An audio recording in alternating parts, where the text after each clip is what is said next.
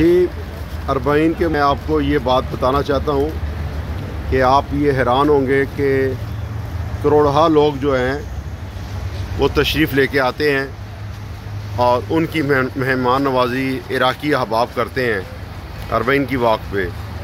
तो उनके लिए जो इंतज़ामात किए जाते हैं वो पाकिस्तानी देग के हिसाब से नहीं किए जाते। ये देग मेरे सामने है और इसको आप अंदाज़ा लगा सकते हैं कि इसका चूल्हा भी इसके नीचे है।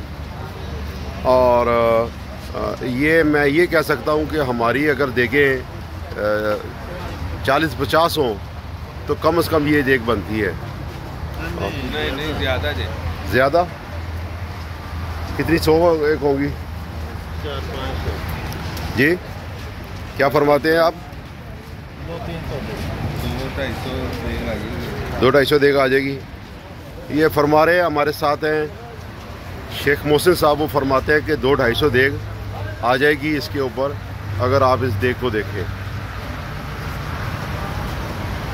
तो इसलिए कहते हैं कि लाहौर वाले जो है ना उनके दिल बड़े हैं, क्योंकि मैदानी इलाके में रहते हैं तो मैदानी इलाके बड़े होते हैं, उनके दिल भी बड़े होते हैं।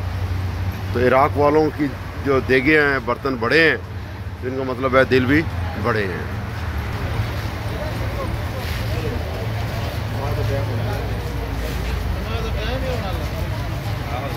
कर लो यार, उठो उठो।